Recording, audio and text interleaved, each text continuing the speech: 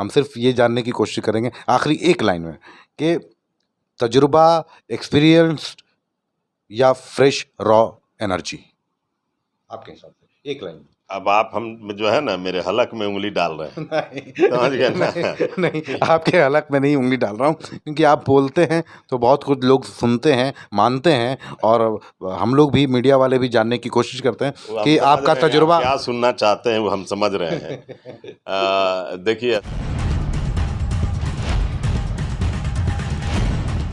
आप ये बताइए कि आप प्रदेश लेवल के नेता हैं, आप जो कहते हैं या सोचते हैं उस पर बहुत असर पड़ता है, खास करके क्योंकि आप काफ़ी सीनियर नेता हैं आप। लेकिन क्योंकि आप फुलवारी शरीफ में रहते हैं, तो मैं आपसे समझने की कोशिश कर रहा हूँ कि क्या क्या यहाँ के अहम मुद्दे हैं और किस तरीके से आप सारी चीज़ों को देख रहे हैं। पहली प्रतिक्रिया। देखिए, अभी जो नगर परिषद है, नगर निगम है, इसका चुनाव हो रहा है और जाहिर सी बात है पंचायती राज में इन सब चीज़ों को लोकल स्तर पर जब शक्ति प्रदान हुआ, इसका मुख्य उद्देश्य यही था कि अब समाज के बीच के लोग ही अपना संगठित होकर अपना विकास करें। पहले जैसे विधायक थे, सांसद थे, तो इन लोग समय नहीं दे पाते थे, छोटे छोटे एरिया में काम अवरुद्ध होता था, रुक जाता था, उपलब्ध नहीं हो रहते थे विधायक सांसद, इसीलिए ये सब चीज़ें चली, है ना। अब रही बात, चुनाव हो रहा है तो ये नगर परिषद जो है ये बिल्कुल ग्रामीण क्षेत्र नहीं है। इसमें बहुत सारे ऐसे मोहल्ले बसे हुए हैं जहाँ इंटेलेक्चुअल्स लोग रहते हैं, जैसे हारून नगर कॉलोनी है, 3 सेक्टर है, न्यू मिल्लत कॉलोनी है, सब पढ़े लिखे लोग हैं, अच्छे लोग हैं और बाशऊर लोग हैं, सोच समझने की शक्ति है। यहाँ वो चीज़ नहीं है कि आप गुमराह कर लीजिएगा, जो मामला आता है कि लोगों ने पैसा ले लिया, ये कर लिया, तो ये सब चीज़ नहीं चलेगा। तो जागरूक लोग हैं, एक अच्छे व्यक्ति को, चाहे वार्ड पार्षद हो, सभापति हो, अच्छे का चुनाव करें, जो सक्षम हो, जो सिस्टम की जानकारी रखता हो कि विकास में हमको क्या क्या अधिकार प्राप्त हैं, कैसे हम फंड लाएंगे, कैसे विकास करेंगे, हमारी सीमाएं क्या है, ये सब की जानकारी रखने वाला व्यक्ति, सूझबूझ वाला व्यक्ति होना चाहिए। यानी कि आपका तजुर्बे के ऊपर में जोर है कि तजुर्बेकार हो और उस लायक हो जो सारी चीज़ों को स्टेट के साथ में भी मैनेज कर सके। जैसे फंड भी लाना होता है बहुत सारी चीज़ों का, और बहुत चीज़ों को मैनेज करना पड़ता है, तो उस पर आप इशारा कर रहे हैं। जी, मैं तजुर्बे के साथ साथ पढ़ा लिखा और दूरंदेश हो। जाहिर सी बात है, आप नगर परिषद चला रहे हैं तो सरकार से तो आपको लेना देना रहेगा ना, सरकार से आपको डिमांड करना होगा ना कि हमारे नगर परिषद में नगर विकास से क्या क्या फंड लावें, किसकी, जैसे नाली का निर्माण है, स्वच्छता का भी है, पुस्तकालय का मामला है, हॉस्पिटल का मामला है, यानी नागरिक सुविधाओं के लिए जिन जिन चीज़ों की आवश्यकता है वो सरकार से हम कैसे लाएंगे। एक पढ़ा लिखा आदमी, दूरंदेश आदमी, पॉलिटिकल जानकार आदमी ही कर सकता है। आम आदमी तो बेचारा, आप उसको बना दीजिएगा लेकिन वो तो बन तो जाएगा, चला नहीं पाएगा। और बहुत सारे ऐसे उदाहरण रहे हैं देश में भी, राज्यों में भी, मतलब आपका इशारा बन गए हैं लेकिन नहीं चला पाए हैं। मतलब आपका पूरा इशारा है कि राजनीतिक प्रशिक्षण बहुत ज़रूरी है। राजनीतिक प्रशिक्षण जिसका शून्य हो वो, उसके लिए थोड़ा सा मुश्किल है। कोई भी हो, चाहे उस जगह पे हम हो या कोई भी व्यक्ति हो, अगर उसको सिस्टम की जानकारी नहीं है, ठीक है, और ये मामला उसको नहीं पता है कि हमारे अधिकार क्या हैं, हम कैसे क्षेत्र का विकास, सिर्फ नारेबाजी से कुछ विकास नहीं होता है, उसके लिए जानकार होना चाहिए। अगर आपको जानकारी नहीं है कि बॉम्बे कैसे जाना है, हमको ट्रेन चलती है तो रिजर्वेशन कराना पड़ता है, तो आप नहीं जा सकते हैं मुंबई। आप जाने की इच्छा तो जो रखेंगे लेकिन जा नहीं पाएंगे, हो सकता है पैदल ही चलना पड़ेगा। हाँ, कुछ भी हो सकता है, वही चीज़ है। तो खैर, फुलवारी की जनता बहुत समझदार है। आप फुलवारी के बारे में जानना चाह रहे थे, तो फुलवारी सक्षम है एक अच्छे नेतृत्व प्रदान करने में, और फुलवारी उसको करेगा। कैसा रहा है इतने सालों का नगर परिषद जब से स्थापित हुई है, अभी तक का सफ़र? विकास हुआ है या नहीं हुआ है, और हुआ है तो कितना % तक, या मतलब एक किस हद तक हुआ? मैं सिर्फ ये जानने की कोशिश कर रहा हूँ आपसे, आपको क्या लगता है? देखिए, ऐसा है कि आपको पता है, नीतीश कुमार की सरकार बनने के पहले थोड़ा सा मामला ये था, धीरे धीरे हालात सब कुछ ठीक होते गए, और अब पूरे बिहार को के तुलना के हिसाब से फुलवारी शरीफ होते तो फुलवारी शरीफ में भी बहुत सारे काम हुए हुए हैं। अब हाई स्कूल ही सामने है मेरे घर के, ये छोटा सा स्कूल हुआ करता था, आज देखिए किस तरह का लगता है कि कॉलेज है, कई बिल्डिंगें बन गई, जितने पानी की जो बड़ी बड़ी टंकियां हैं ताकि हर घर में पानी पहुंच जाए, उसका काम हुआ। आपको हॉस्पिटल जो ब्लॉक में हुआ, बड़ा हॉस्पिटल बना। आपको इलेक्ट्रिसिटी बोर्ड का वहाँ पर ये किया गया। उसके बाद स्ट्रीट लाइट देखे होंगे आप, पूरा ये किया गया। फिर अभी रोड के किनारे जो नाला का निर्माण दोनों साइड से कराया गया। तो है, बहुत काम हुआ है, बहुत काम बाकी है। ऐसा नहीं कि देखिए कितना भी आप काम कीजिए तो वो पूर्ण नहीं होता है। आदमी की इच्छाएं सीमित है ना। आबादियां बढ़ रही हैं, आबादी बढ़ रही है तो जाहिर सी बात है काम भी बढ़ेगा। काम बहुत हुआ है, बहुत बाकी भी है। धीरे धीरे होना चाहिए, उस पर ध्यान सबका होना चाहिए, सभापति महोदय का भी होना चाहिए। वार्ड पार्षद जो होते हैं, जो अपने वार्ड का प्रतिनिधित्व करते हैं, सबसे बड़ी जिम्मेवारी तो उनकी होती है। वो अपनी बात को नगर परिषद की बैठक में रखेंगे कि हमारी ये समस्याएं हैं वार्ड की, तभी ना सभापति उसको पास करेंगे, हाँ भाई यहाँ ये होना चाहिए। ऐसे एक विधायक जो तेज तर्रार होता है, वो जब विधानसभा हाउस चलता है तो मुख्यमंत्री के समक्ष, मंत्रियों के समक्ष अपने विधानसभा के हिसाब का पूरा बायोडाटा पेश करता है कि हमारी क्या रोड खराब है तो हॉस्पिटल नहीं है, पुस्तकालय नहीं है, तो सारे समस्याओं को रखता है। फिर उस पर कार्रवाई होती है और उसका बजट बनता है। तो उसी तरह नगर परिषद में 28 ठो वार्ड है, तो वार्ड पार्षद की प्रथम जिम्मेदारी है कि अपने ये को वो मुद्दे को रखे और वहाँ से नगर परिषद से पास करा के उस काम को कराए। जो तेज होते हैं वो करवा लेते हैं, और जो रहते हैं कि सिर्फ ठेकेदारी लेना है, माल कमाना है, तो वो ठेकेदारी या माल कमाने में रह जाते हैं, तो वहाँ जनता पीड़ित हो जाती है, वो वार्ड उपेक्षित वार्ड हो जाता है। संजय सिंह ने यही बोला कि हम लोग की तरफ जो है उस तरह से हम 10 लोग थे, 18 और 10 वाली बात आ गई, 80-20 वाली बात की तरह की जो राजनीति एक शुरू हो गई है, और सीधा सीधा एक धार्मिक काट खेला गया संजय सिंह के द्वारा।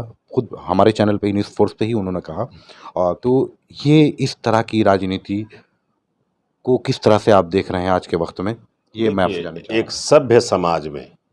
सभ्य समाज में इसके लिए कोई जगह नहीं है। ये धार्मिक कार्ड खेलना अपने सिर्फ फायदे के लिए हो सकता है, उससे समाज का भला नहीं होता है, और ये खेलना भी नहीं चाहिए, बहुत गंदी बात है। ठीक है, विकास होता है, जैसे रोड बन गया तो उसमें हिंदू भी चल रहे हैं, मुस्लिम भी चल रहे हैं, कोई भी काम हो रहा है, हॉस्पिटल है, सब लोग करते हैं। जब आदमी कुछ नहीं कर पाता है या उसका अपना व्यक्तित्व ऐसा नहीं होता है कि उसके नाम पर वोट पड़े, तब वो इस तरह का धार्मिक उन्माद फैलाना या धार्मिक कार्ड खेलना शुरू करता है कि शायद इसके नाम पर हमको वोट मिल जाए। अगर आप में क्षमता है, आप सामाजिक व्यक्ति हैं, आपने कार्य किए हैं जनता के बीच में, और आपकी लोकप्रियता है, लोग जानते हैं कि आदमी बहुत अच्छा है, तो आपको वो सब कार्ड खेलने की ज़रूरत नहीं है। वो हारा हुआ इंसान खेलता है, जो देखता है कि मेरे पास कुछ नहीं है, चाहे वो हिंदू करे या मुस्लिम करे, जो भी करे। अगर मुस्लिम भी करता है अगर ये चीज़ कि मुस्लिम होने के नाते वोट दो, तो ये बहुत सभ्य समाज में के नाम पे धब्बा है। ऐसा नहीं होना चाहिए। आप अपना व्यक्तित्व बताइए ना कि आपका पिछला रिकॉर्ड कैसा है, आप 10 साल, 15 साल, 20 साल में एक सामाजिक व्यक्ति आप बन पाए हैं या नहीं बन पाए हैं, या आज जैसे बरसाती मेंढक की तरह आ गए कि हम सामाजिक व्यक्ति हैं। अब पहले आपका रिकॉर्ड ऐसा नहीं है, खाली हड़पने वाला रहा है, तो फिर तो आप देखिएगा कि तो हमारा तो समाज में जो पहचान है वो अच्छा नहीं है सामाजिक व्यक्तित्व का, तो वही सब हिंदू मुस्लिम फलना ढिमका यही सब करेंगे लोग। ये गलत चीज़ है, हम इसको कंडेम करते हैं। हम आएंगे तभी विकास होगा, ये इस तरह की जो सोच है, बगैर कोई अपना एजेंडा, एक रोड मैप बताए हुए जनता को, कितना जायज़ है। सबकी क्षमता को जानते हैं, तो वो कनफुकवा वाला काम नहीं चलेगा, और वो हवाबाजी वाला जो बोल रहे हैं, तो जो थोड़ा सा सीधे साधे लोग देहात के जो होते हैं, पढ़े लिखे कम होते हैं, वो बहकावे में आते हैं। यहाँ गाँव में कोई बहकावे में आएगा, ऐसा थोड़ा है मुंह पे सब कहेगा कि बस तोरे आप ही को वोट ही दे रहे हैं, लेकिन समय आएगा तो अपना खेल करेगा। समझ में आ रहा है उनको कि कौन बेहतर है, तो लोग फैसला लेंगे कि अपने में कौन ऐसा है जो, अब जैसे एक परिवार होता है तो गार्जियन जो होता है जब ज़ईफ हो जाता है तो परिवार के एक आदमी को जो सक्षम व्यक्ति होता है उसको जिम्मा देता है कि तुम परिवार चलाओ। जस्ट लाइक दैट, उसी तरह नगर परिषद में जो सक्षम हो, वार्ड में जो सक्षम हो, सारे लोग जानते हैं सब अपने ही हैं, उनको बनाएंगे लोग, चुनेंगे लोग, सब समझदार लोग हैं। आप किसी के लिए प्रचार करेंगे? यही तो दुविधा है कि कोई नहीं, मैं आपसे जानना चाह रहा हूँ क्योंकि हालांकि पार्टी के लेवल पे तो चुनाव नहीं होता है, लेकिन आपके पार्टी के चेयरमैन आफ्ताब आलम खड़े हैं, तो क्या प्रचार के लिए आप जाएंगे? मैं आखिरी सवाल देखिए ऐसा है ना कि पार्टी लेवल पर चुनाव होता है तो एक बहाना रहता है कि भाई हम पार्टी से जुड़े हुए तो हम जाएंगे। यहाँ जाना दिक्कत है, इसलिए है कि सभी अपने हैं, सब अपने ही दोस्त यार हैं, है ना, दिन भर सबसे मुलाकात होती है, तो एक के साथ जाएंगे तो बाकी सब तो नाराज हो जाएंगे कि भाई साहब आप उधर चले गए, हम लोग को नहीं दे, कोई छोटा भाई है, कोई बड़ा भाई है, सब तो परिवार है ना, तो बहुत कष्ट है। लेकिन तो बेहतर यही है पूरे फुलवारी के लिए तो अगर जिसको आप सही समझ रहे हैं, आपके पास एक तजुर्बा है, बताने की जरूरत कहाँ है। हम तो यही बात ना बोले कि सबको सब लोग जान रहे हैं, मतलब उतरेंगे ना, जाए ठीक है, आप मत बताइए, लेकिन बोले कि नहीं आप नहीं जानते हैं ये आदमी बहुत अच्छा है, ये बोलना मुनासिब है परिवार में? आदमी की बात नहीं है, बात यहाँ पे एक पूरे फुलवारी शरीफ की है, बात मुद्दों की है, बात डेवलपमेंट की है, बात फुलवारी शरीफ के मुस्तकबिल की है, भविष्य की है, क्योंकि ये एक व्यक्ति का या एक या दो चार लोगों के रिलेशन का मसला नहीं है। हम आपको पहले ही ये बोल दिए कि ये जो इलाका है ज़्यादातर कॉलोनियाँ हैं, पढ़े लिखे लोग हैं, बाशऊर और जानकार लोग हैं, और परिवार के बीच के ही लोग उम्मीदवार भी हैं। सबको जान रहे हैं वो लोग कि कौन क्या कर सकता है, कौन विकास करा सकता है, कौन जो है वो हवाबाज है, सबको लोग जान रहा है। तो सब लोग फैसला ले लेगा, हमको बोलने की किसी को ज़रूरत है, समझाने की ज़रूरत नहीं है। मैंने बोलने समझाने के लिए नहीं पूछा, मेरा सवाल ये था कि आप प्रचार के लिए उतरेंगे या नहीं उतरेंगे? उतरेंगे तो किसके लिए उतरेंगे? मेरा उतरना वाजिब नहीं है, अच्छा नहीं है, चूँकि परिवार में एक आदमी को हम मदद करें, बाकी सब लोग नाराज हो जाएं, तो मेरे लिए बहुत घाटे का सौदा। तो परिवारियों के लिए है कर रहे हैं ना सर? नहीं तो एक को हम दुलार करें, अब बाकी लोग तो नाराज हो जाएंगे कि हमको क्यों नहीं दुलार किए। कड़वे फैसले भी तो लेने पड़ते हैं ना सर कभी कभी। नहीं, ये बहुत बड़ा मुद्दा नहीं है, नगर परिषद बहुत बड़ा ये नहीं है, सब समझदार लोगों के बीच में चुनाव हो रहा है, सब लोग समझ बूझ कर अपना फैसला करेंगे कि बेहतर कौन है, कौन ये करे। मेरा उतरना मुनासिब नहीं है। चलिए ठीक है, आप हम इस पर अब जोर नहीं देंगे, हम सिर्फ ये जानने की कोशिश करेंगे आखिरी एक लाइन में कि तजुर्बा, एक्सपीरियंस या फ्रेश रॉ एनर्जी, आपके हिसाब से एक लाइन। अब आप हम जो है ना मेरे हलक में उंगली डाल रहे हैं। समझ गए ना? नहीं, आपके हलक में नहीं उंगली डाल रहा हूँ, क्योंकि आप बोलते हैं तो बहुत कुछ लोग सुनते हैं, मानते हैं, और हम लोग भी, मीडिया वाले भी जानने की कोशिश करते हैं कि आपका तजुर्बा क्या सुनना चाहते हैं वो हम समझ रहे हैं। देखिए ऐसा है कि तजुर्बा तो नो डाउट कुछ किताबों से हासिल होता है, कुछ तजुर्बे से हासिल होता है, और तजुर्बा से जो चीज़ हासिल होता है वो ठोस होता है, ठीक है ना। तो तजुर्बा तो माने रखता ही है। रही बात कि तजुर्बा अगर नहीं है तो ऐसा है कि सारे सिस्टम को समझने वाला, काम करने वाला व्यक्ति हो, सामाजिक व्यक्ति हो, बेहतर है। सामाजिक जो व्यक्ति जिसका रिकॉर्ड रहा है वो बेहतर है सबसे। धन्यवाद, और मैं यहीं पे ये इंटरव्यू ख़त्म करता हूँ, और शायद मुझे लगता है कि बोलने की ज़रूरत नहीं, जनता को समझ में आ गया होगा कि किधर हवा चल रही है या तेल किधर जा रहा है, तेल का धार किधर जा रहा है। ये समझिए, सोचिए, समझिए, और किसी की बात हो, हम इसलिए डिस्कशन करते हैं ताकि जनता, जो हमारे दर्शक है, उनको सारी चीज़ें समझ में आए। एक चीज़ मैं बोलना चाहूँगा फुलवारी शरीफ की जनता से कि जिसको भी चुने वो तौल लें कि वो आपके काम वार्ड पार्षद हैं तो वार्ड के काम आ सकते हैं कि नहीं, चेयरमैन है, वाइस चेयरमैन है तो वो सक्षम है कि नहीं, वो काम आ सकते हैं कि नहीं।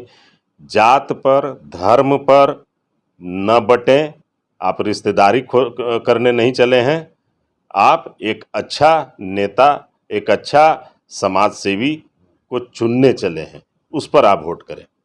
चलिए, बहुत बहुत धन्यवाद आपका। शुक्रिया आपका।